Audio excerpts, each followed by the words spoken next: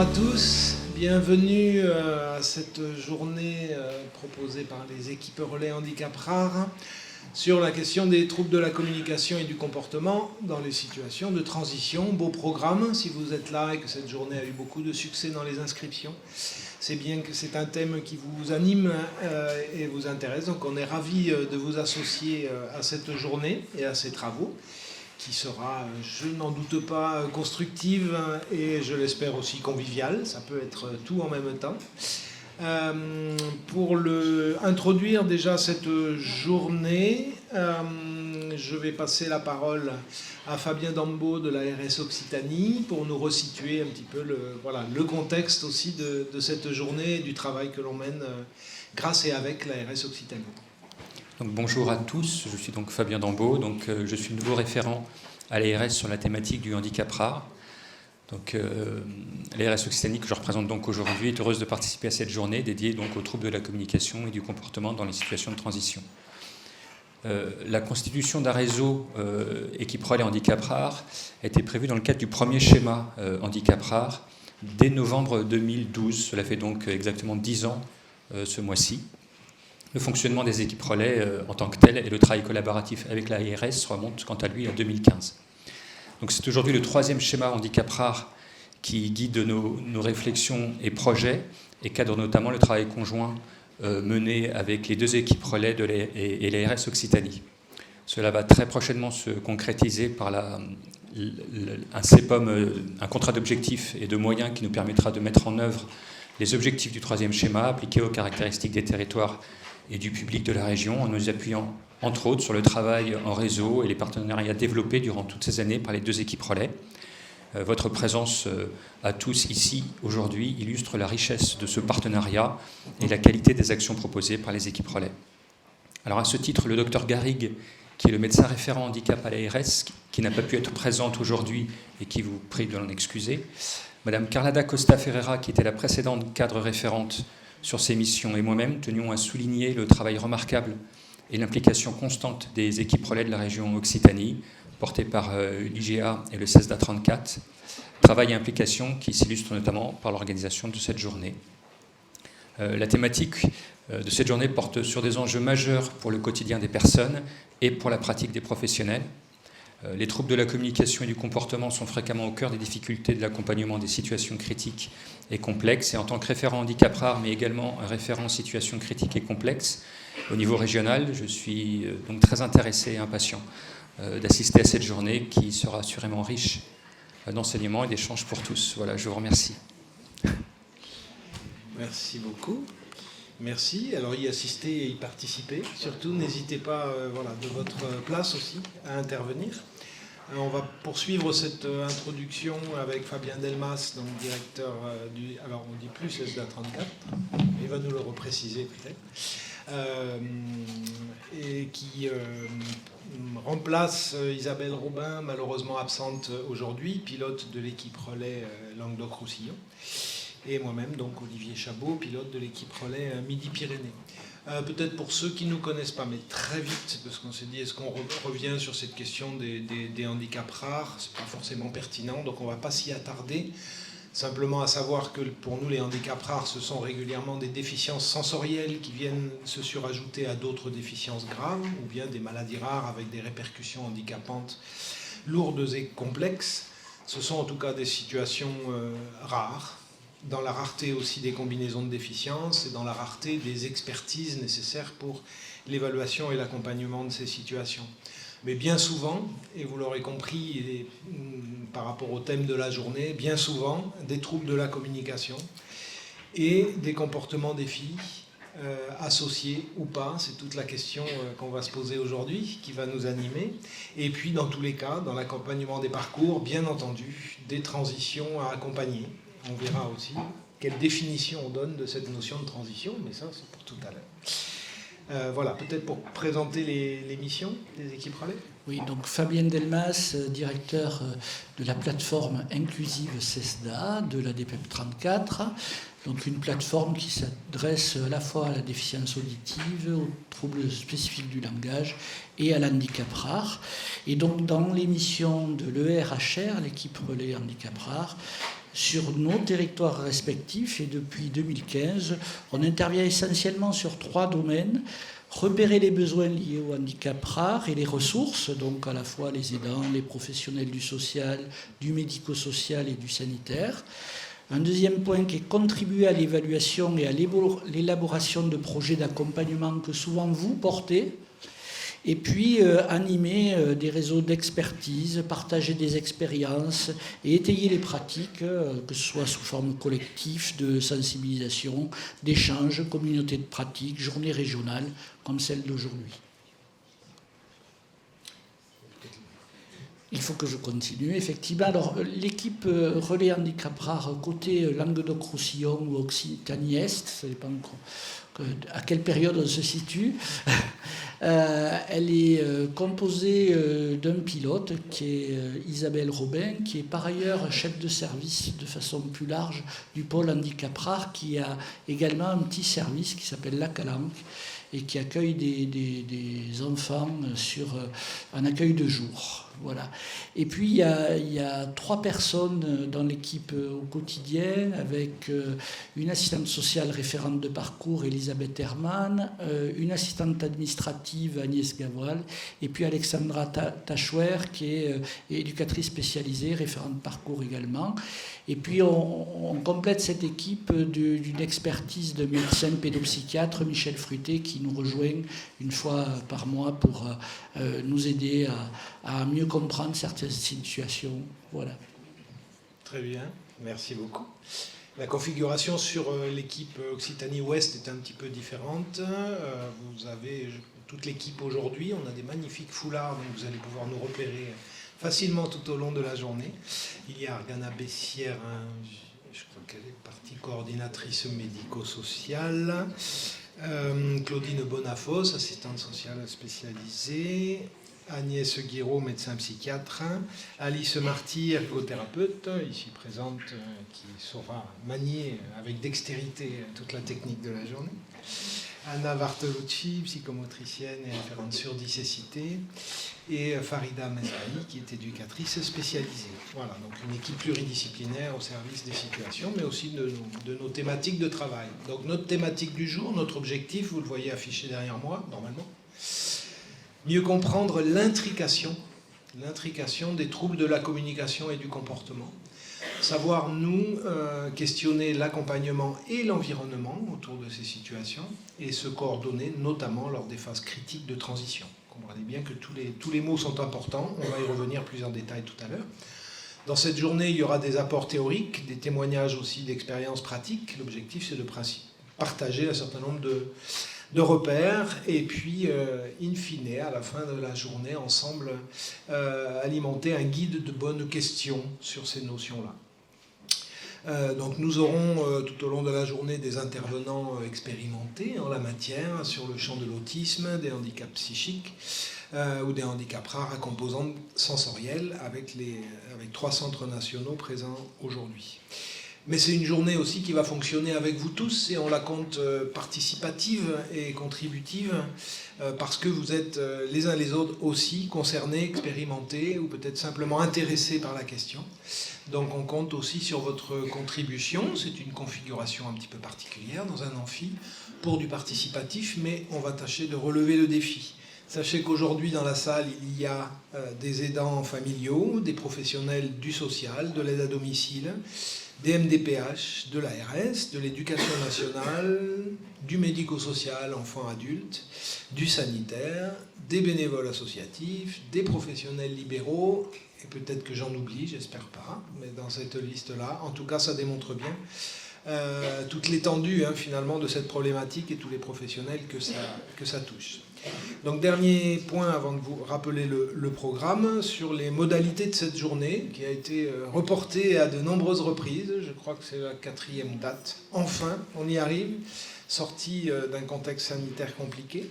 Donc on a souhaité sur cette journée maintenir ces critères déjà d'accessibilité. Nous avons des personnes aujourd'hui sourdes signantes, donc interprétariat LSF. On remercie RIM Interprétariat de bien vouloir aussi relever le défi toute la journée avec nous. Un petit point particulier aussi sur cette journée, parce que tout le monde n'a pas pu s'y inscrire. La journée est filmée, donc on remercie Congrès Minute et Valérie Guigné et son équipe qui vont filmer la journée. Ils vont filmer les interventions de manière à ce qu'on puisse ensuite les diffuser sur notre site internet. Les discussions, les ateliers ne seront pas filmés, enregistrés, donc pas de souci par rapport à vos droits d'image. Et puis ça reste aussi confidentiel si on traite d'un certain nombre de situations particulières. Comme je l'ai dit, au fur et à mesure des différentes dates reprogrammées, on a dû revoir l'animation initialement prévue. On avait imaginé, comme ça se fait habituellement, faire plusieurs ateliers en parallèle dans des petites salles de manière à favoriser la participation de tous. Ici, dans cette configuration, ça va être un petit peu plus compliqué. Nous n'avons pas suffisamment de salles pour pouvoir proposer ce mode d'animation. Pour autant, on se dit qu'on allait encore une fois relever le défi là, de l'animation de la journée avec une méthode un petit peu particulière d'atelier en amphi, donc à 180 personnes. On va y arriver, grâce à vous, je pense. Dans ce sens-là, je vais vous présenter nos règles du jeu, c'est celles que l'on présente toujours dans nos groupes de travail. La disponibilité, on a tous coupé nos téléphones portables, on est disponible pleinement intellectuellement jusqu'à 17h. Ponctualité, bon, on démarre avec quelques minutes de retard, mais on va y arriver. Bienveillance dans les propos des uns et des autres, confidentialité dès lors que l'on traite de situations qui peuvent être particulières, équivalence, il n'y a pas de point de vue meilleur qu'un autre, toutes les expressions sont bonnes à entendre et il n'y a pas de mauvaises questions. Implication, c'est important sur ce genre aussi de manifestation. On est dans l'introduction, j'ai l'impression, moi, de phagocyter un peu la parole, mais ça ne va pas durer. Donc on compte sur vous. Et puis l'écoute, on va faire aussi en sorte de s'écouter et de réguler un petit peu la prise de parole pour qu'on entende bien et que nos amis signants dans l'interprétariat ne soient pas pénalisés et embêtés par ça. Voilà, que je n'oublie rien. Non, je n'oublie rien. Donc cette méthode participative un petit peu particulière aujourd'hui va s'appuyer sur des petits cartons que vous avez tous les uns les autres normalement à récupérer à l'accueil. Et je vous repréciserai un petit peu leurs usages pendant les ateliers de fin de matinée et de fin d'après-midi, qui vont vous permettre aussi de vous exprimer de manière gestuelle et dont on se servira pour animer les échanges dans la salle. Voilà, donc en gros, le point d'exclamation, la couleur orange, ça veut dire je suis d'accord avec les propos qui viennent d'être dits, ou au contraire, ce que je viens d'entendre m'amène de nouvelles questions ou me questionne. Voilà comment on va pouvoir les utiliser et pouvoir distribuer la parole dans la salle. Voilà, il faut que j'avance, parce qu'au niveau timing, ma collègue maîtresse du temps me dit rien pour l'instant, mais je sens que ça monte. Donc le programme, on va commencer ce matin par une présentation donc, des thèmes que l'on va évoquer toute la journée, de manière à ce qu'on partage les mêmes repères sur ces notions de troubles du comportement, troubles de la communication et transition, par Béatrice Vernet ici à mes côtés, psycholinguiste, c'est ça, mais elle va nous expliquer ça plus en détail.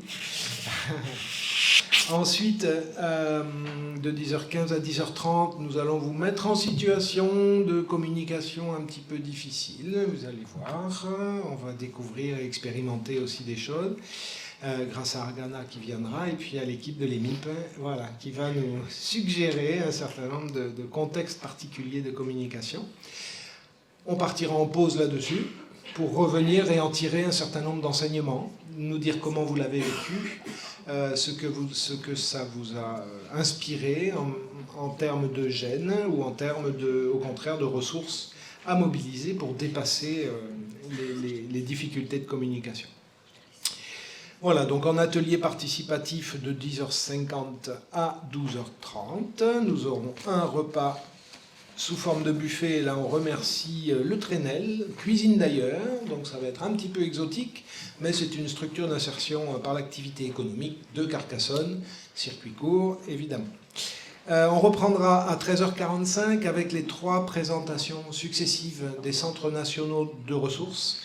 Donc le CRESAM en premier lieu. Alors je sais que ça ne sera pas facile parce que c'est l'heure de la sieste en tout début d'après-midi, mais là aussi ils vont relever le défi.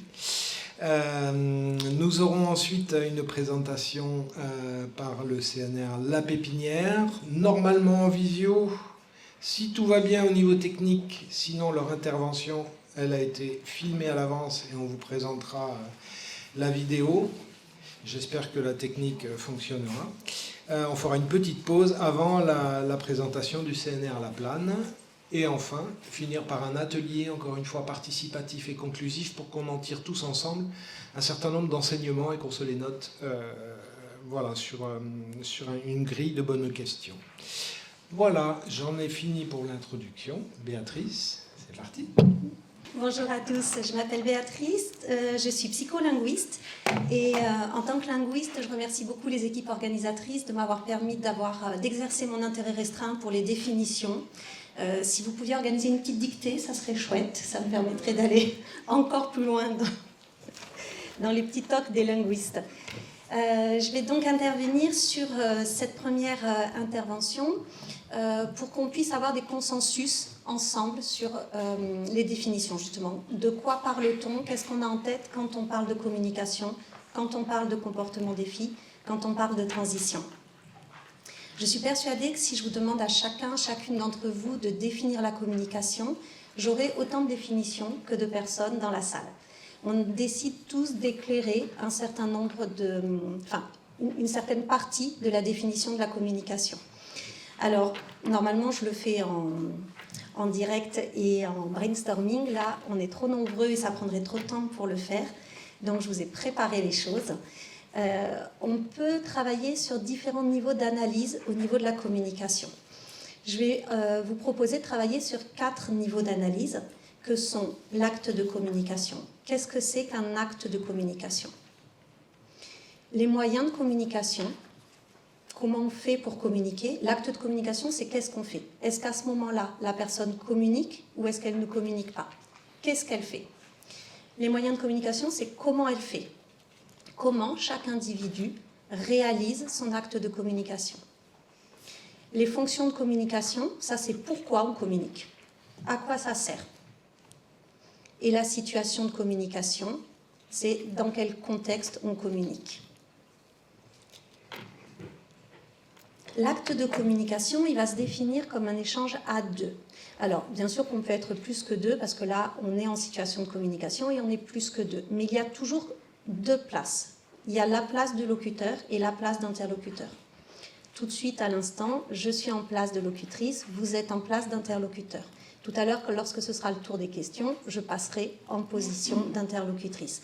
On a toujours, dans un acte de communication, uniquement 2 places. Le locuteur, c'est la personne qui initie. Et on va voir que dans les situations d'autisme, dans les situations de handicap rare, il y a des troubles de l'initiative. Il y a des difficultés à initier l'interaction. L'interlocuteur, c'est la personne qui va être à l'écoute et qui va être disponible. On va voir que dans les situations d'autisme, dans les situations de handicap rare, les personnes peuvent avoir des difficultés à être disponibles et à être à l'écoute. Donc c'est pour ça qu'on va parler de troubles de la communication. La communication, je vous ai dit que c'était un acte, c'est volontaire. La communication, ce n'est pas quelque chose de passif. La communication, c'est transmettre un message, mais celui-ci doit être adressé. Si, là, je vois Agnès qui remet ses lunettes, je pense, merci Agnès, je te donnerai ton chèque à la fin de la journée, tu l'as fait exactement au moment où il fallait. Agnès vient de remettre ses lunettes. Je pense qu'elle n'était pas en train de communiquer avec nous. Elle a exprimé quelque chose. On peut donc... Ah, là, j'ai un grattage de tête, merci beaucoup. Donc, quelqu'un vient de se gratter la tête. Merci. Et vous êtes filmé. C'est ça qui est cool. Quand quelqu'un se gratte la tête, il y a un message qui est transmis. Pour autant, je ne pense pas que cela signifie que cette personne communiquait. Parce qu'il n'y avait pas d'intention, il n'y avait pas de message adressé à l'autre. Et on confond souvent expression et communication. Ce n'est pas parce que vous voyez une expression chez la personne et que vous pouvez interpréter un message que cette personne communique. Il y a des résidents qui sont dans des structures, où il y a des enfants qui sont dans des structures, où il y a des enfants et des résidents qui sont à la maison, qui expriment plein de choses. Papa, maman, les professionnels comprennent très bien ce que cela signifie. Ils comprennent le message. Pour autant, ça ne signifie pas que la personne a réalisé un acte de communication. Parce qu'à ce moment-là, le message, il est passif. Vous voyez, on est dans l'ordre de l'expression, merci, de la manifestation. Et ce n'est pas parce que nous comprenons toutes les manifestations et les expressions de l'autre qu'on peut dire que celui-ci communique. Ça vous parle ? C'est vraiment très important qu'on fasse la différence entre expression et communication. Parce que c'est là où les personnes vont avoir des troubles de la communication. Il y a des personnes elles ont moins de problèmes d'expression que de communication. Il y a donc deux versants au niveau de la communication. Il y a la communication réceptive, c'est donc le versant de la communication qu'occupe l'interlocuteur ou les interlocuteurs. Vous êtes en situation de communication réceptive. Vous êtes à l'écoute, merci beaucoup, et disponible pour moi, merci beaucoup. Et je suis en situation de communication expressive. C'est le versant de la personne qui est locutrice. Ce qui est important, c'est de comprendre que la communication réceptive, c'est un outil de compréhension du monde. C'est parce qu'on a la capacité, les compétences à pouvoir recevoir l'information, comprendre l'information, qu'on peut comprendre le monde, qu'on peut comprendre notre environnement. Et je vous spoil un peu la fin de l'intervention. Plus on va comprendre notre environnement, meilleure va être notre qualité de vie et moins on va avoir de comportement défi. D'où le fait que les organisateurs ont bien réfléchi en alliant transition, communication et comportement défi. La communication expressive, c'est l'outil d'action sur le monde. S'il te plaît, est-ce que tu peux me prêter ton téléphone 2 minutes ? Regardez le pouvoir que j'ai sur Alice. Merci beaucoup. Vous voyez, je peux agir sur le monde, donc je peux agir sur les personnes qui m'entourent. Mais je peux aussi agir, je pourrais demander à Argana d'ouvrir la porte. Je pourrais obtenir... Tu n'as pas besoin de le faire, Argana. Merci. Je peux obtenir que l'environnement change grâce à la communication. Le fait d'avoir accès aux compétences de communication, c'est le fait d'avoir une meilleure qualité de vie parce que j'ai un pouvoir sur ma vie. Je peux modifier mon environnement, je peux obtenir des choses, je peux refuser des choses, on va le voir. Et je peux aussi avoir une expression sur moi-même. Je peux dire que je me sens mal, je peux dire que je suis stressée, je peux dire que je vais bien, etc., etc. Les moyens de communication. Alors ça, c'est comment on va réaliser l'acte de communication. Une fois qu'on a les compétences pour initier ou pour recevoir, comment en fait va se traduire cet acte de communication ? Quels moyens, quelle médiation, quel outil je vais utiliser pour pouvoir réaliser mon acte de communication ? Alors, souvent en France, on entend verbal, non-verbal, qui est plutôt associé à verbal, c'est une personne qui parle, et non-verbal, c'est une personne qui ne parle pas. Alors, il y a une petite confusion linguistique en France, qui est pour le coup moins ou quasiment pas du tout présente dans la culture sourde, donc là, ils sont bien en avance sur nous. En fait, ce n'est pas verbal et non-verbal qui parle pas, c'est oral et non-oral. Donc, on peut définir l'acte de communication. On peut en tout cas le qualifier d'oral ou de non-oral. Oral, non-oral, ça veut dire qu'il sort de la bouche ou qu'il ne sort pas de la bouche. C'est tout. C'est tout ce que ça dit en fait. Ça ne dit pas que la personne parle ou ne parle pas. Ça ne dit pas que la personne communique ou ne communique pas. Ça définit que l'acte de communication se réalise par la parole en sortant de la bouche ou pas. Verbal, non-verbal. La verbalisation, ce n'est pas la parole. La verbalisation, c'est le fait d'utiliser du verbe, d'utiliser des mots. Et ça, il n'y a pas besoin de parler pour pouvoir être verbal. Stephen Hawking, le physicien qui avait la maladie de Charcot, il était verbal. Il ne parlait pas, il n'utilisait pas sa bouche pour communiquer, mais il était verbal. Et je pense qu'il faut qu'on réfléchisse à ça parce qu'il y a plein de patients, il y a plein de résidents, il y a plein d'enfants qu'on qualifie de non-verbaux alors qu'ils sont verbaux. La verbalisation, comme je vous le disais, c'est l'accès aux mots, au vocabulaire, c'est le triangle sémiotique de Saussure, alors là je fais ma linguiste, signifiant, signifier, référent. C'est-à-dire avoir accès au fait de pouvoir nommer quelque chose, avoir une image mentale en tête et savoir à quoi ça fait référence. Si je vous dis ordinateur, vous savez que ça se dit ordinateur ou que ça se signe ordinateur. Donc c'est pareil, le signe égale la parole à ce moment-là. Et vous avez dans la tête une image d'ordinateur. Si je vous dis superlipopex, ce n'est pas de la verbalisation. Vous n'avez pas d'image mentale de superlipopex. Vous voyez? Donc on peut parler, on peut utiliser l'oralisation sans être verbal.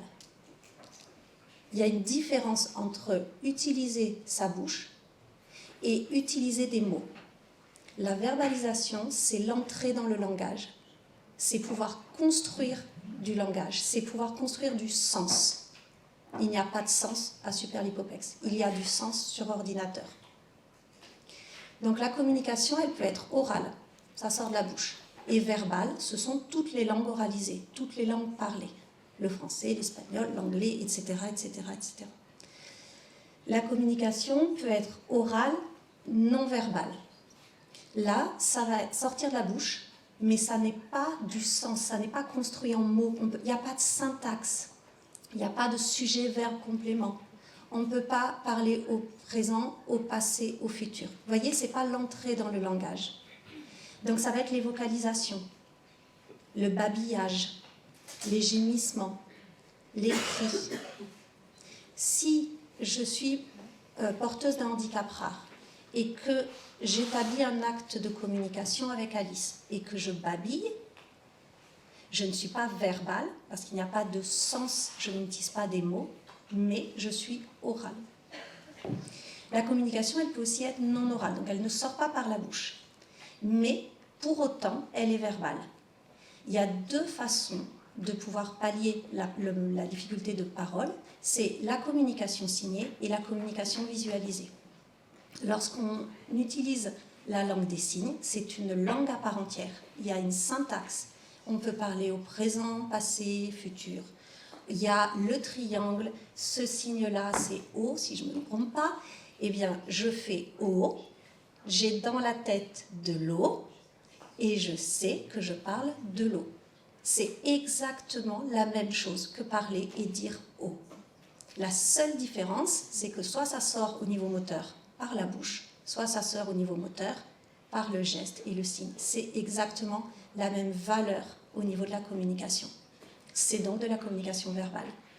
Lorsque j'utilise des images pour communiquer, par exemple le PEX, le classeur d'échange par image, et que je suis capable de faire une phrase « Je veux la petite balle rouge », est-ce que tu peux moi? Merci beaucoup. Lorsque j'utilise le PEX et que je fais je veux la petite balle rouge, je peux utiliser le passé, le présent, le futur. J'utilise des qualificatifs. Ça a exactement la même valeur. Et quand j'utilise l'image de l'eau, j'ai de l'eau dans la tête et je sais que ça se représente par de l'eau. La communication peut être non orale, non verbale. Donc non orale, ça ne sort pas par la bouche. Non verbale, ça n'est pas des mots. Et donc là, ça va être les mimiques, les postures, les gestes conventionnels. Si je fais ça, c'est pas de la langue des signes. Ça peut être coucou, salut, au revoir, je suis là, ah, je t'ai reconnu, salut, etc., etc., etc. Alors que ça, c'est O, ça sera toujours O. Vous voyez? Alors, à quoi ça sert de communiquer? Pourquoi on communique? On communique pour demander des choses. La fonction de demande, c'est la première fonction qui apparaît dans le développement de la communication d'un être humain.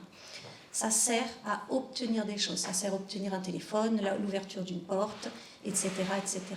La communication, ça sert à protester, ça sert à éviter des choses, à empêcher des choses d'arriver sur nous. On me donne de la langue de bœuf, non, je refuse la langue de bœuf, je ne veux pas que ça rentre dans moi, ce truc-là. Ça sert aussi à commenter. Ça sert à raconter des choses. Ouais, salut, hier j'ai revu le film Matrix, je ne comprends toujours rien à ce film. Là, je n'obtiens rien, je ne proteste pas. En revanche, merci beaucoup. En revanche, je raconte quelque chose sur moi.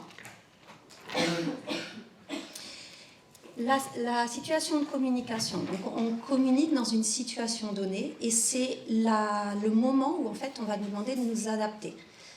On s'adapte à l'environnement. Aujourd'hui on est dans un environnement de conférence. Donc on va devoir s'adapter. Donc j'ai un micro, je vous le dis, je ne communique pas toujours avec un micro. C'est uniquement pour m'adapter à cet environnement aujourd'hui que je communique avec un micro. Donc il va y avoir des tas de particularités, de comportements qu'on va mettre en place pour s'adapter à notre environnement. On s'adapte aussi aux partenaires. Là, j'essaie de regarder un peu tout le monde pour savoir si vous suivez, si ça vous intéresse, ou si vous êtes dégoûté de ne pas avoir de petits cartons mauves pour dire « je ne suis pas d'accord, je ne suis pas d'accord, je ne suis pas d'accord ». L'adaptation aux partenaires, ce sont toutes les conventions sociales. Alors, je rappelle à certaines personnes qui se reconnaîtront dans la salle qu'on attend Béatrice pour manger, pour commencer à manger. Voilà, je devais le dire et je vous le dis. Hier, tous mes collègues ont commencé à manger sans moi. C'est donc un défaut d'adaptation partenaire et c'est donc un trouble de la communication gravissime. Je fais aussi des petits diagnostics. Mais il fallait que ça sorte et c'est bien et c'est filmé, les amis. Alors, l'enjeu de la communication, c'est que pas d'autonomie sans communication. En fait, on est autonome quand on est capable de communiquer. Je ne suis pas plombier, je ne sais pas réparer ma chaudière. Pour autant, je suis autonome avec ma chaudière parce que je sais communiquer avec le plombier. Je sais être locutrice, donc je sais initier la communication. Et j'ai des moyens de communication, donc je sais verbaliser au chauffagiste quel est le problème sur ma chaudière et je sais faire venir le chauffagiste chez moi. Donc j'ai un pouvoir sur le monde et j'ai une meilleure qualité de vie parce que j'ai chaud dans ma maison. L'autonomie, elle est pleine avec de la communication. Je crois que j'ai pas besoin d'expliquer que sans communication, pas de socialisation. Je vois des oui, donc je pense que je peux avancer. Et sans communication, on a aussi des grosses difficultés au niveau du comportement socio-adaptatif. La socialisation, l'autonomie, le comportement socio-adaptatif, ce sont des domaines qui nous permettent d'avoir une bonne qualité de vie.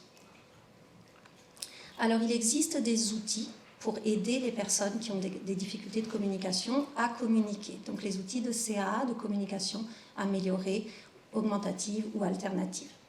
Ces moyens de communication, on peut les utiliser à plusieurs niveaux. On peut les utiliser sur le niveau de l'acte de communication. Et là, on va utiliser des outils type PECS, classeur d'échange par image, qui vont permettre d'enseigner à la personne à initier, à établir un acte de communication. On va avoir des outils qui vont plutôt venir pallier un défaut de moyens de communication, la synthèse vocale, le macathon. Ce sont des outils qui viennent plutôt à ce niveau-là. Hop.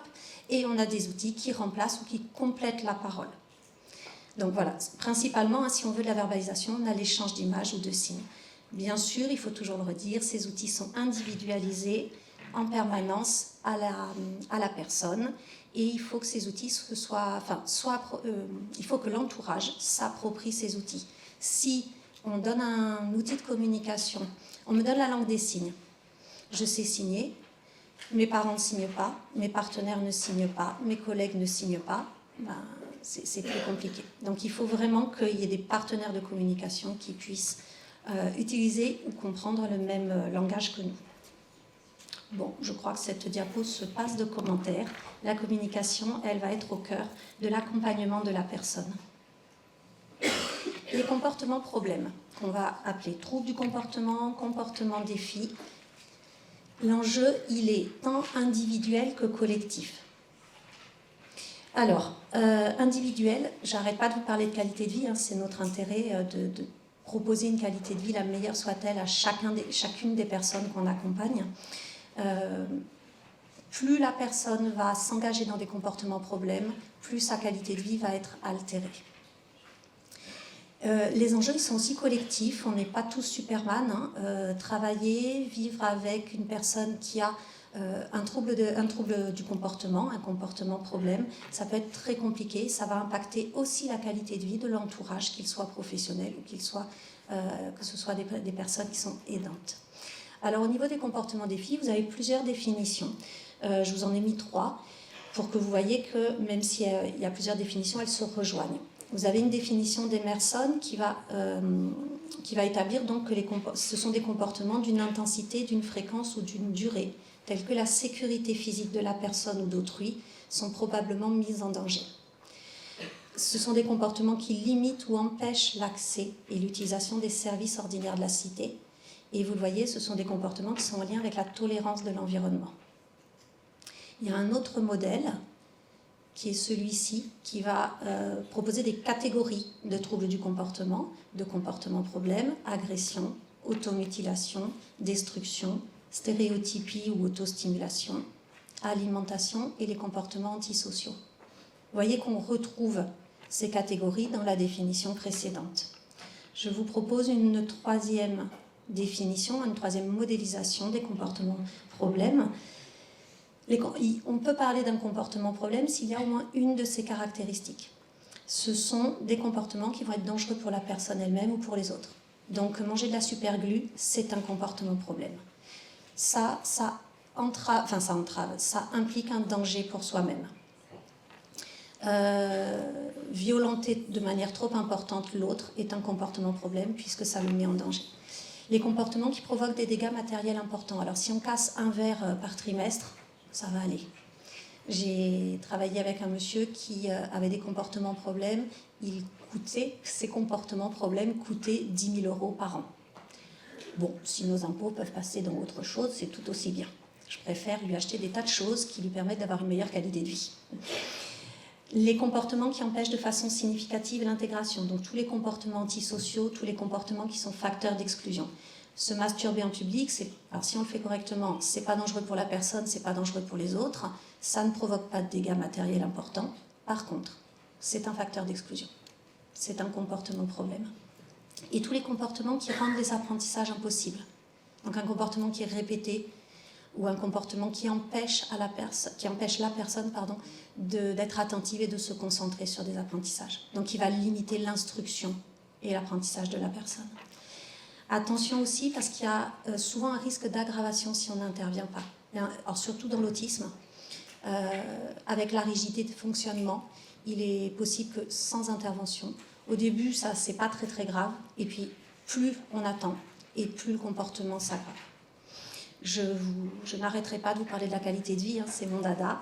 L'important c'est d'offrir une qualité de vie la meilleure soit-elle à toutes les personnes qu'on accompagne, et clairement la survenue de comportements de problème altère la qualité de vie de la personne, altère la qualité de vie de l'entourage. Et le fait que la qualité de vie soit affectée, c'est un signe que ce comportement est problématique. On va travailler au niveau du comportement et on va analyser le comportement dans ce qu'on appelle une contingence. C'est-à-dire qu'en fait, il y a une interrelation entre le comportement et le milieu le contexte dans lequel il se produit. Voilà. Donc le milieu va définir s'il s'agit d'un comportement problème. On est d'accord que la masturbation n'est pas un comportement problème. La masturbation en public est un comportement problème. Donc là, c'est bien le milieu qui définit le fait que ce soit un comportement problème. En général, le besoin qui est sous-jacent et qui provoque le comportement, il est totalement légitime. Si j'ai besoin, en tant que personne avec des besoins particuliers, de me provoquer des vocalises, c'est normal, c'est légitime. Mais si je me tape le sternum de manière beaucoup trop importante et que finalement ça me blesse, là, le moyen pour obtenir la réponse à mon besoin, elle est inadaptée, parce que je vais me mettre en danger. Donc ce qu'on fait quand on est face à un problème de comportement, c'est qu'on réalise des analyses fonctionnelles de comportement. On analyse le comportement. On n'intervient jamais sur un problème de comportement, sur un comportement problème, sans avoir au préalable fait une évaluation et au préalable analysé les choses. C'est la meilleure façon de se planter. C'est la meilleure façon d'aggraver le comportement. C'est la meilleure façon de ne pas identifier le besoin, encore une fois, qui provoquait le comportement problème, et donc, là encore, d'aggraver le comportement problème, parce qu'il va se... En fait, la personne va trouver un autre comportement problème. Vous m'enlevez la possibilité de me péter le sternum, je trouverai une autre manière de faire une vocalise, c'est sûr. L'analyse fonctionnelle de comportement, elle va chercher le pourquoi, le à quoi ça sert de s'engager dans un comportement problème. Donc la fonction du comportement problème. Et elle va être réalisée dans différentes situations. On ne va pas faire que à la maison, ou que dans la structure, ou que dans la salle bleue. À part si le comportement problème ne se réalise bien sûr que dans un certain contexte. L'analyse fonctionnelle du comportement, elle va aller identifier les différentes variables qui agissent sur le comportement, c'est-à-dire les antécédents, ce qui s'est passé avant, qu'est-ce qui a provoqué, qu'est-ce qui a déclenché le comportement problème. Elle va aussi, alors là on met un focus particulier sur les éléments somatiques. Je pense que vous êtes un certain nombre à le savoir, mais on ne le répète jamais assez. Quand il y a un changement de comportement, on regarde d'abord s'il n'y a pas un problème somatique qui peut expliquer ce changement comportemental ou cette altération du comportement.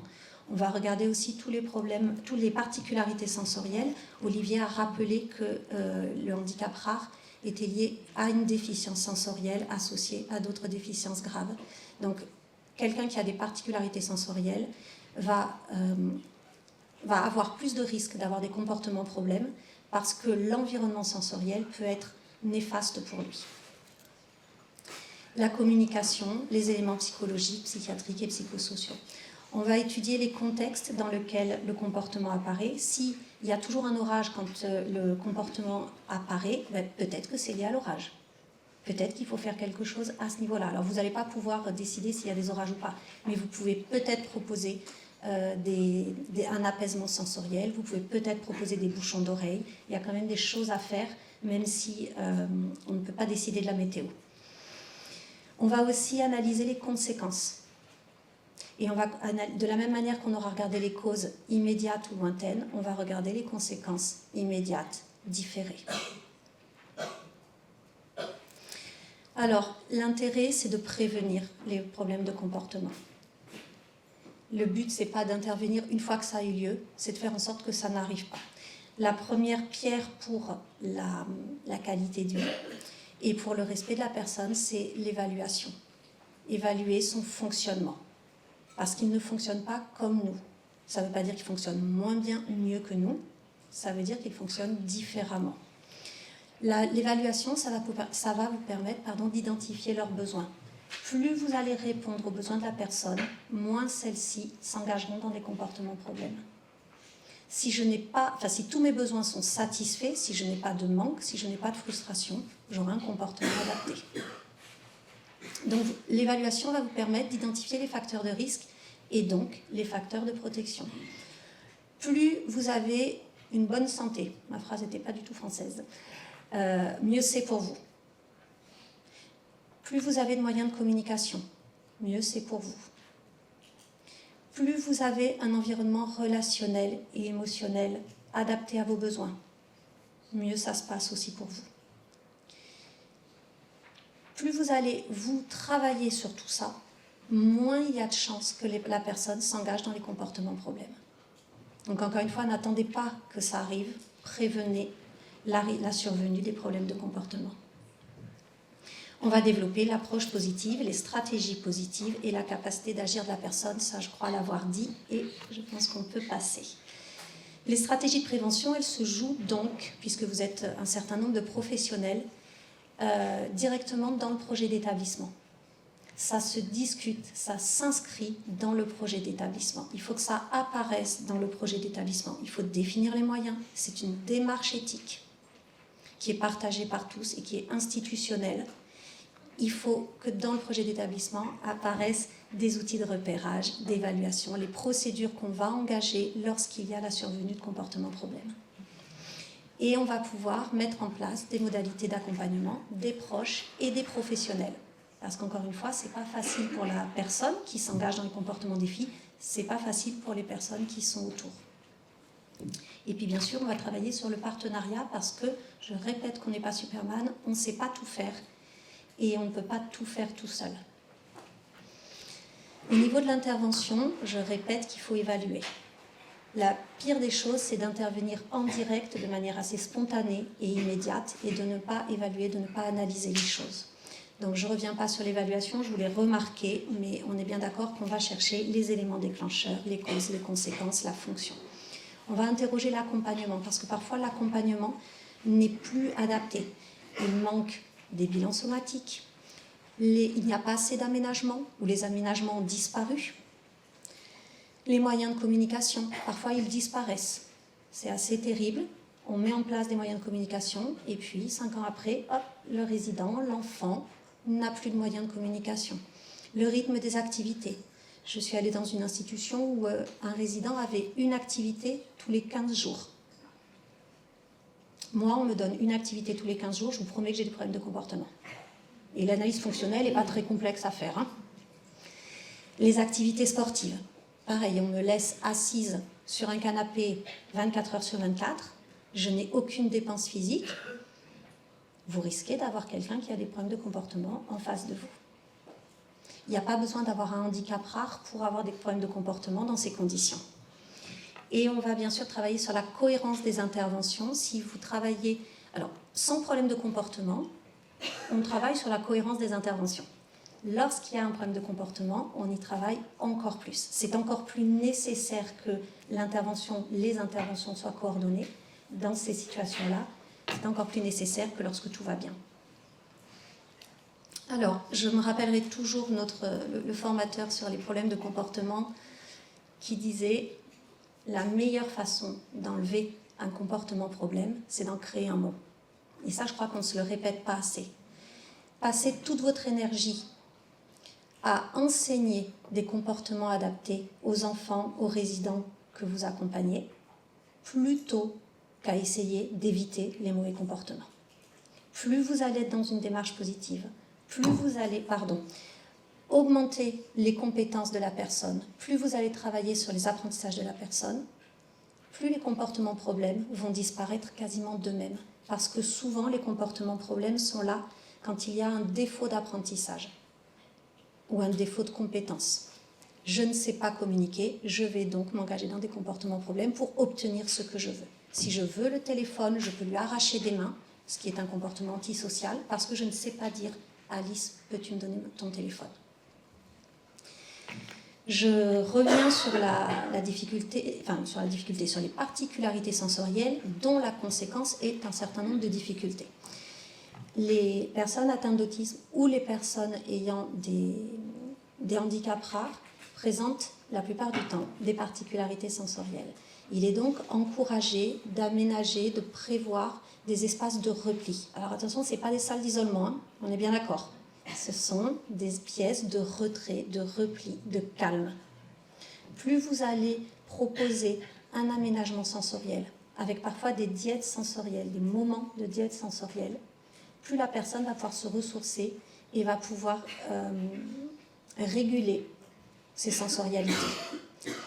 Donc ça, c'est intéressant à réfléchir dans le projet d'établissement, de voir s'il peut y avoir des espaces de repli. Et quelles sont les procédures? On n'envoie pas un résident ou un enfant en salle de repli lorsqu'il a un problème de comportement. C'est pas ça. C'est fait en amont et il y a une technique, il y a des procédures qui sont individualisées pour chacun d'entre eux pour pouvoir aller dans cette salle. Avoir des salles de repli, ça évite un certain nombre de problèmes de comportement. Si moi je suis très prise par les sensorialités d'ici et qu'à la pause, on peut me permettre, au lieu d'être parmi 200 personnes, d'être dans une salle au calme avec de la musique douce ou avec telle ou telle sensorialité qui m'apaise, ben je vais mieux gérer la journée que si je dois passer toute la journée avec 200 personnes qui me parlent et qui sont auprès de moi, qui ont du parfum, avec des stimulations visuelles, des stimulations olfactives, des stimulations auditives, etc., etc., etc. Donc je vous ai remis les points de vigilance que je ne vais pas repasser tous les uns après les autres. Le projet d'établissement, ça se joue vraiment institutionnellement déjà ici. La formation, des professionnels et le soutien aux professionnels. De la même manière, l'évaluation au sein du milieu familial avec formation et soutien aux aidants. La continuité des interventions, l'évaluation et l'intervention avec des outils et des échelles, pas comme ça, la one again, allez hop, tiens, j'interviens. Non, avoir des outils, avoir des échelles, faire les choses correctement. La triade à laquelle il faut toujours vous pensiez en cas de comportement problème, le somatique, vérification des éléments somatiques. Est-ce que cette personne va bien ou est-ce que cette personne est douloureuse? Les particularités sensorielles. Est-ce que cette personne régule bien, module bien ses sensorialités ou est-ce qu'il y a des manques sensoriels ou est-ce qu'il y a des surcharges sensorielles? Et la communication. Est-ce que cette personne a suffisamment de compétences et d'outils de communication pour comprendre son environnement et pour pouvoir agir sur son environnement? Et enfin, l'environnement. Donc, pensez aux adaptations, aux aménagements et à la stabilité de l'environnement. Quand tout change, c'est compliqué.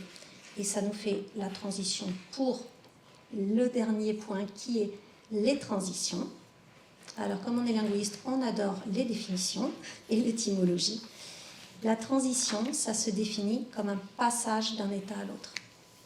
La transition, on est dans un état intermédiaire entre une situation et une autre situation. La transition, ça veut dire changement. Les personnes qui ont un TSA peuvent être très résistantes au changement et sont de toute manière impactées par les changements. Les personnes ayant un handicap rare, les personnes ayant un trouble du développement intellectuel vont être impactées par le changement. J'avais un oncle trisomique, sans TSA, je peux vous dire que les changements, c'était pas super bon pour lui. Il n'était pas, notre tonton, il n'était pas super joyeux quand il y avait des changements.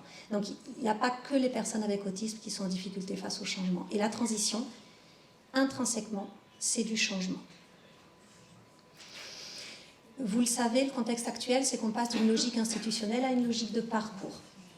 Et le parcours, là aussi, linguistiquement, s'il y a un parcours, ce n'est pas de la linéarité. Ça veut donc dire qu'il va y avoir du changement. Dans un parcours, il y a forcément des évolutions. Alors, la logique de parcours, ce qu'elle nous apporte, c'est qu'elle est plus centrée sur la personne. Par contre, ça demande à ce qu'il y ait des dispositifs beaucoup plus coordonnés et beaucoup plus souples pour être beaucoup plus individualisés.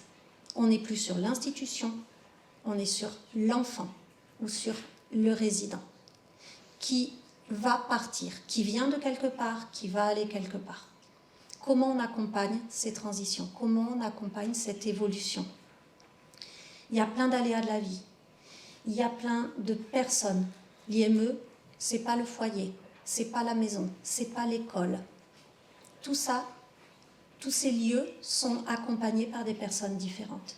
Donc moi, quand je vis ce parcours-là, je suis confrontée à une multiplicité de lieux, une multiplicité de personnes, une multiplicité de sensorialité, avec parfois un outil de communication qui est à la maison, qui n'est pas repris en institution, ou qui n'est pas repris à l'école, ou. Avec une incohérence des interventions, qui n'est pas forcément voulue par les professionnels. Hein.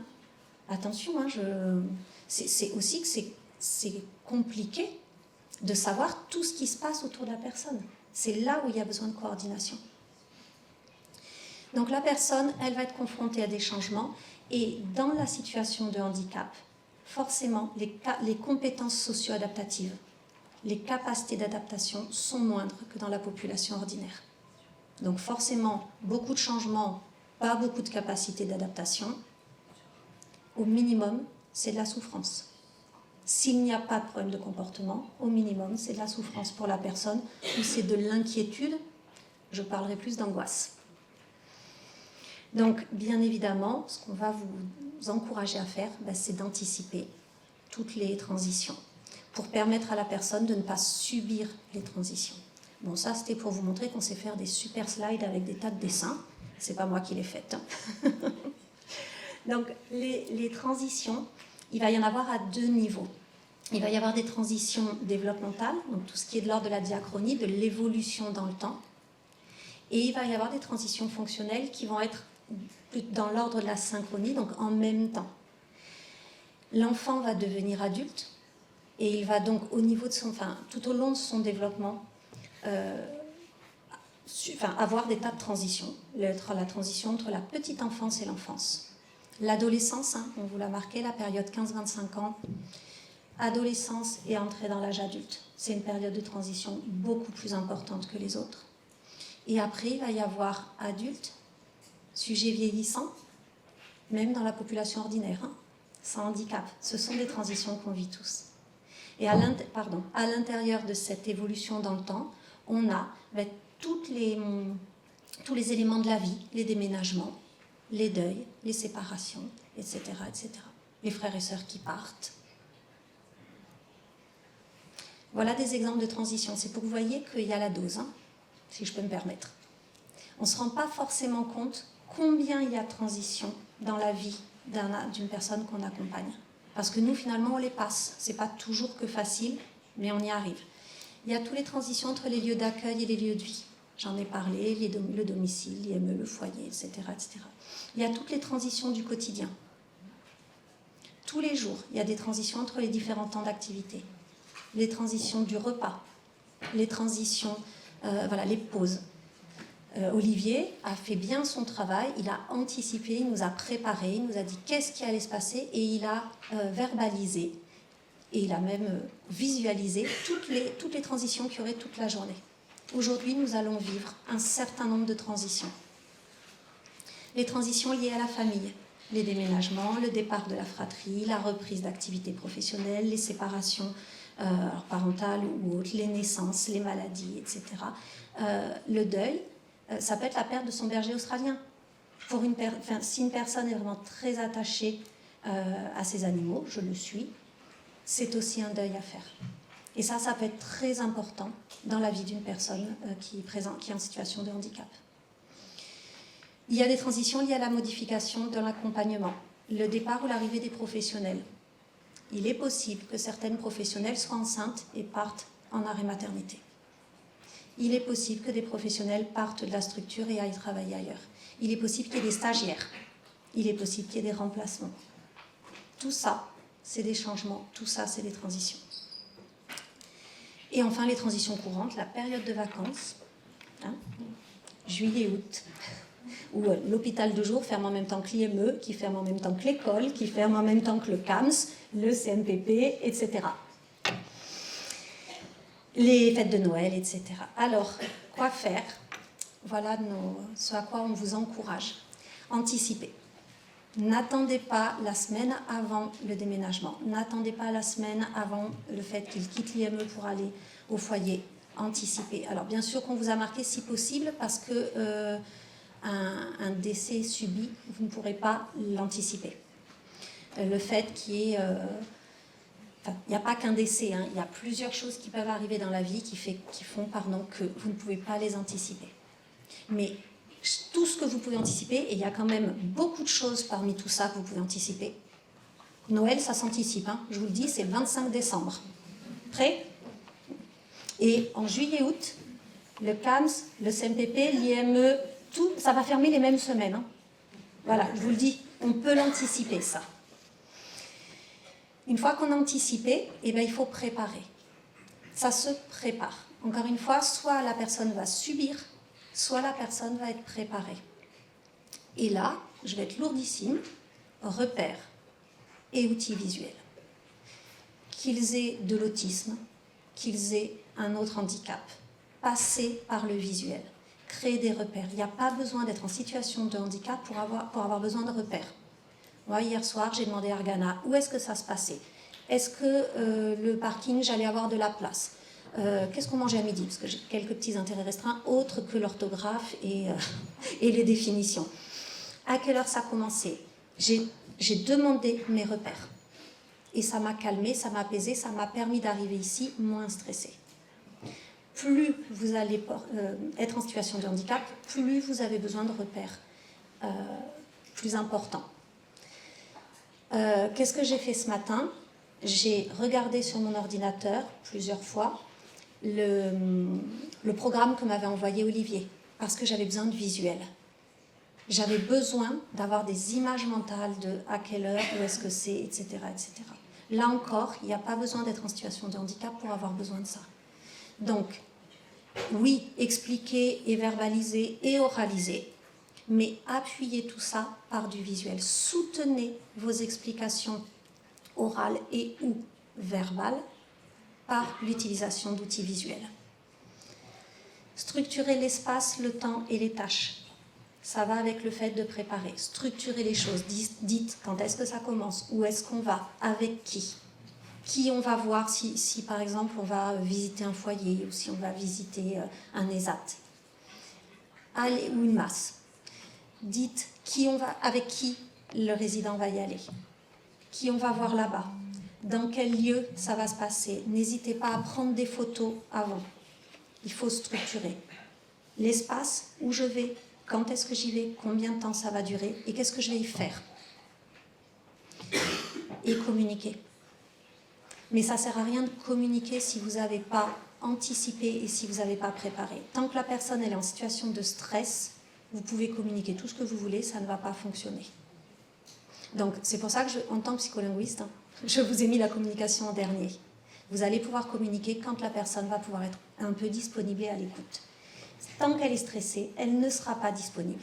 Donc vous allez lui dire, mais si Fabien, il va se passer ça, il va se passer ça, il va se passer ça, sauf que Fabien, il est où je vais, quand est-ce que j'y vais, comment j'y vais, ça ne sert à rien.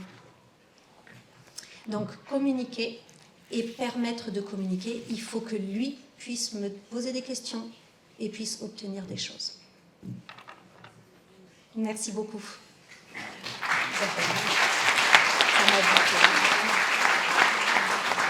J'avais un timer, hein. J'éteins mon timer.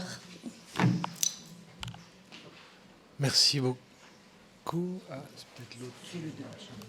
Alors, si celui-ci est terminé, tu n'as pas le droit à celui-là.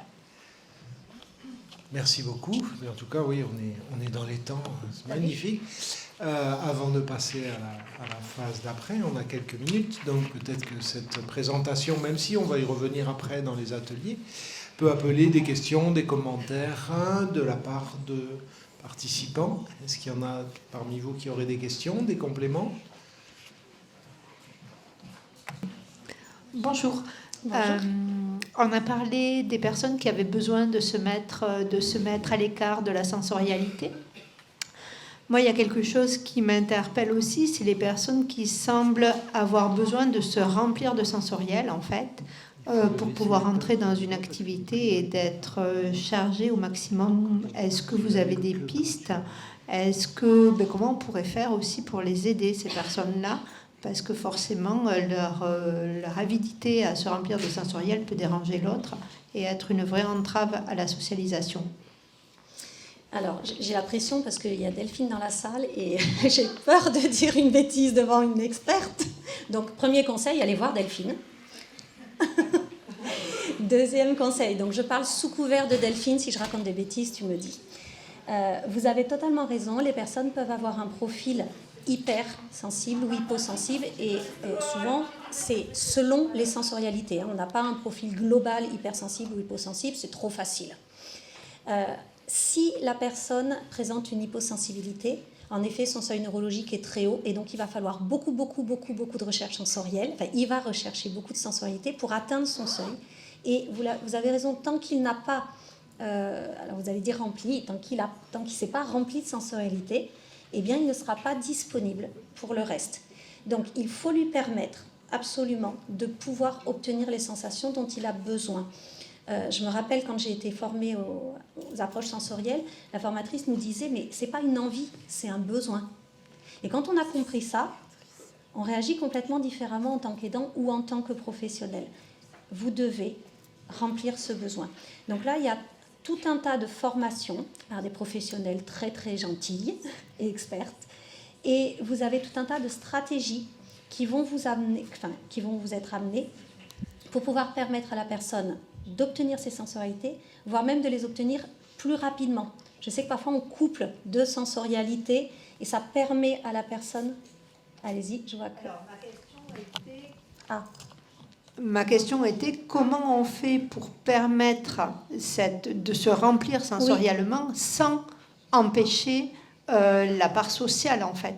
Parce que le fait de se remplir, c'est pas gênant en soi. Ce qui est gênant, c'est que ça peut couper de la relation sociale.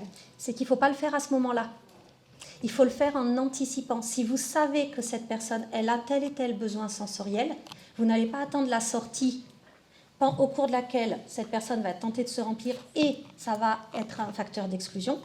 Ah, super. Vous allez lui proposer cette sensorialité avant la sortie.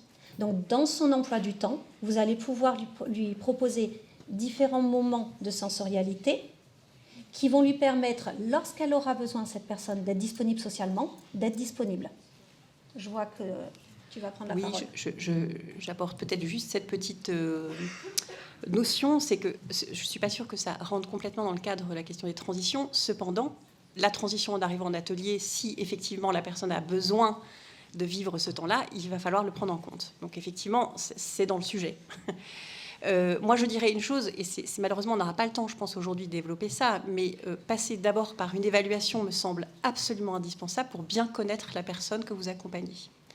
Et ça, s'il y a une chose que vous devez noter, là, c'est comment je vais faire pour évaluer et connaître le mieux possible les particularités sensorielles de la personne que vous accompagnez. Parce que c'est vrai dans le trop, mais c'est vrai aussi dans le pas assez, ou le refus, ou l'évitement. Hein. À partir de là, vous allez pouvoir construire votre atelier. Peut-être que c'est, pour certains, il n'y a pas de le livre, hein, il n'y a pas de code, souvent je dis, il n'y a pas malheureusement de livret qui va dire s'il y a telle spécificité, il faut faire telle chose à telle heure et à tel moment. Il va falloir être créatif, mais prendre en compte ces particularités pour les intégrer à votre programme. Avant, pendant, après, les jours d'avant, l'avant-veille, enfin voilà, en fonction de la particularité de la personne. Les 5 premières minutes en arrivant à l'atelier. Les 5 premières minutes, faire une pause toutes les 5 minutes pour pouvoir avoir une stimulation, mais en tout cas être très clair, et là je crois que ça fait tout à fait lien avec l'exposé de Béatrice, toujours aussi brillant, et particulièrement clair, hein, c'est que surtout utiliser des outils, planifier, faites en sorte que la personne ait compris quand est-ce qu'elle va avoir le droit d'obtenir ce dont elle a besoin. Et donc vous parasitez moins le fonctionnement global de l'activité. Merci. Il y a la dame qui a demandé depuis tout à l'heure. Non, mais la dame, elle est squeezée tout le temps. J'essaie de vous donner la parole, madame, mais je n'ai pas beaucoup de pouvoir là tout de suite. Oui. Alors moi j'ai une question pour si une personne peut être verbale, mais avoir des gestes qui montrent qui disent le contraire du verbal, me dire non et en fait se lever et faire en fait ce qu'elle est invitée à faire. Est-ce que ça veut dire qu'il faut renoncer au verbal? Vous m'entendez mieux? Oui. Ouais. Alors, je redémarre, je recommence. Merci, c'est gentil. Si une personne peut être verbale, oui. Et avoir oral ou non oral? Oral et verbal, okay. Voilà. Ok, oral, verbal. Oral et verbal, et en fait... ces gestes montrent le contraire. Les gestes montrent le contraire, et est-ce qu'il vaut mieux dans ce cas renoncer au verbal, en fait? Peut-être parce nous, on met le verbal au-dessus de tout. Oui. Et pourtant, c'est la porte d'entrée royale, quoi, pour une personne, quand on a la parole. Vous parlez du verbal ou de l'oral? Là, je crois que vous parlez de l'oral. Je parle de l'oral qui est verbal. Voilà, on est d'accord. Voilà. Et ce qu'on met au-dessus de tout, c'est l'oral. Nous. Oui, voilà. Oui, c'est l'oral. La personne parle. Oui, quand la personne parle. Donc c'est une personne qui parle, et ses gestes et son comportement montrent le contraire de ce qu'elle dit. Des mots qu'elle dit, oui. Ok. Ouais. Qu'est-ce qu'elle veut? Enfin, son comportement, il est en adéquation avec ses gestes, et son comportement, où il est en adéquation avec son oralisation. Alors je dirais plutôt avec ses gestes. Ouais. Et donc là, est-ce qu'il faut, il vaut la peine de sacrifier carrément l'oral? Alors, avant de sacrifier, on va évaluer, c'est-à-dire quelle fonction a l'utilisation de l'oral pour cette personne. Est-ce qu'elle parle en écholalie, c'est-à-dire qu'elle répète des choses? Est-ce qu'elle a des stéréotypies? Oui, refus orales systématique. Voilà, et que donc en fait, ça a une fonction motrice, c'est-à-dire qu'elle produit du son, elle produit une action motrice, mais ça n'a pas de sens. Oui, voilà. Et donc finalement, c'est le non-verbal. Oui, d'accord. C'est-à-dire Ouais. qu'elle dit des mots, elle dit superlipopex. Vous Ouais. voyez? Moi, je peux répéter cochon-nous, le bon cochon qu'on aime chez nous, ou je peux dire je veux du pain, parce que vous m'avez vachement appris à dire je veux du pain, je veux du pain, je veux du pain. Donc Ouais. je vais produire je veux du pain. En fait, c'est de l'eau que je veux. Mm. Mais vous m'avez tellement appris à dire je veux du pain que je ne sais pas dire je veux de l'eau. Et donc je vais tendre la main vers l'eau. Ouais. Vous voyez ce que je Ouais. veux dire? Et, ouais. En fait, cette personne dit sans doute quelque chose, mais dans sa tête, elle a autre chose. Donc il y a il y a une incohérence entre ce qu'elle produit et ce qu'elle a dans la tête. Ouais. Donc moi, je pense qu'il faut évaluer pourquoi elle parle, à quoi ça lui sert de parler. Est-ce que ça lui sert à obtenir des choses? Elle l'utilise pour obtenir des choses, alors elle l'utilise mal a priori, de manière incorrecte. Ouais. Mais elle cherche à l'utiliser pour obtenir des choses. Est-ce qu'elle sait que c'est une attente de votre part? Oui, en fait, Parce on est que- toujours locuteur dans ces cas-là, quoi. On Voilà. l'interpelle, et donc... Ah ben, vous avez tout compris. ouais. Et donc, en fait, il vaut mieux éviter d'être Alors, il ne faut pas interpellé. mettre la pression sur l'oral. Ouais. Je reprends ce que vous dites, hein. Tout le monde, en tout cas dans la culture non sourde, on veut qu'il parle. On veut qu'il parle, on veut qu'il parle. Et vous avez raison, c'est plus facile quand on parle. Sauf qu'on se trompe souvent. En fait, l'important, c'est qu'il verbalise, c'est-à-dire qu'il y ait du sens. Il vaut mieux que cette personne signe, que cette personne utilise des images et que ça soit sensé et qu'elle obtienne bien ce qu'elle veut et qu'elle transmette les bons messages en termes de contenu, plutôt qu'elle parle, mais qu'elle ne soit pas comprise. Parce que vous percevez que Oui. cette personne, il y a une incohérence entre ce qu'elle montre et ce qu'elle dit. Et ça parasite la communication, quoi. Parce que... Donc là, vraiment, je ne vous fais pas une réponse super, mais il faut évaluer. Parce que soit elle a les capacités à utiliser l'oralisation, et on va faire un travail de langage, on va lui faire coller le bon vocabulaire sur la bonne image mentale, soit on va passer par un moyen alternatif ou augmentatif. Sacrifiez pas d'emblée. Ouais, ouais. Mais par contre, il faut évaluer, il faut voir un petit peu ce qui a du sens pour elle et la fonction que ça a. Entends, ouais. Merci. Je vous en prie. Donc l'espace de repli pour vous doit être un milieu neutre ou ça peut être une chambre ou un espace commun avec un rideau ou quoi que ce soit. Enfin voilà, l'espace de repli en fait aujourd'hui on a peut-être du mal à le proposer dans certains établissements et c'est vrai qu'on propose souvent la chambre. Moi je suis pas sûre que ça soit le meilleur, voilà, mais peu importe. Pour vous en fait, quelle serait la meilleure solution à proposer pour un espace de repli? Alors vous allez me détester parce que je vais vous redire évaluation. C'est-à-dire qu'en fait, ça dépend des besoins de la personne. La chambre peut être un très bon espace de repli pour un enfant, un résident, un adulte, et peut ne pas être du tout le bon espace de repli pour un autre. En fait, j'allais dire, j'ai pas de réponse. Si, j'ai une réponse, c'est évaluation. Qu'est-ce qui fait repli? Qu'est-ce qui a la fonction de repli pour cette personne-là? Est-ce que cette personne-là, elle a besoin d'un espace de repli où elle n'est pas complètement coupée des autres, et là vous mettez un paravent, elle est dans son espace de repli, mais elle continue à entendre et à être imprégnée des sensorialités, mais tout en étant protégée. Une autre personne aura besoin d'être dans une pièce fermée, entre guillemets, pas fermée à clé, attention. On ne ferme pas à clé un espace de repli. Certaines personnes seront très bien et s'apaiseront dans leur chambre. La chambre pour certaines personnes n'aura pas du tout la fonction de repli. Parce que c'est aussi un espace où vous travaillez, ou c'est aussi un espace où vous lui demandez de faire son lit, de ranger sa chambre, et du coup, c'est pas du tout un espace de repli.